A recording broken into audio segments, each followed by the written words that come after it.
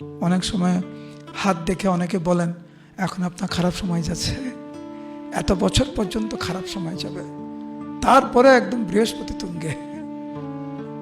আমাদের বোঝা উচিত ভালো এবং খারাপ কাকে বলে। জড়জাগতিক ধন সম্পত্তি বৃদ্ধি পেয়েছে সেই জন্য ভালো সময়, একটা ম্যানেজমেন্টের পোস্ট পেয়েছেন সেইটা ভালো সময়।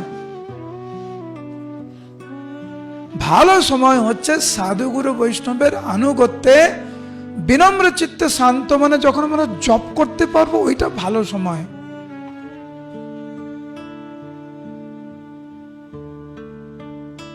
টাকা পয়সা বৃদ্ধি পেয়েছে, পদ বৃদ্ধি পেয়েছে, এর মানে ভালো সময় নয়।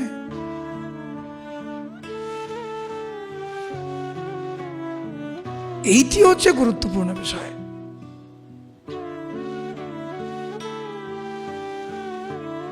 ব্রহ্মচারী, গৃহস্থ, বানপ্রস্থ, সন্ন্যাস, ব্রাহ্মণ, ক্ষত্রিয়, বৈশ্য এবং শূদ্র, প্রত্যেকটি মানবের জন্য এটি গুরুত্বপূর্ণ। জীবনে ভালো সময় চান,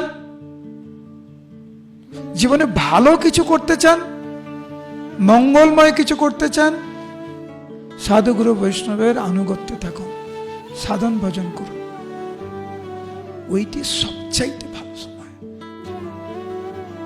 জাগতিকভাবে হয়তো অনেক কিছু আমরা পেয়েছি, অনেক দূরে গিয়েছি আমরা, লেখাপড়ার দিক দিয়ে, পদের দিক দিয়ে, ঐশ্বর্যের দিক দিয়ে, কিন্তু সাধুগুরু বৈষ্ণবের চরণে আনুগত্য নেই, শ্রদ্ধার মনোভাব নেই। বাহ্যিকভাবে একটু অনুকূল হলেও প্রকৃতপক্ষে সবচাইতে প্রতিকূল ওই পরিস্থিতি। কারণ ওই অল্প জাগতিক সুখ স্বাচ্ছন্দ্য আমাদের ভক্তি জীবন থেকে অনেক দূরে সরিয়ে নিয়ে যাবে।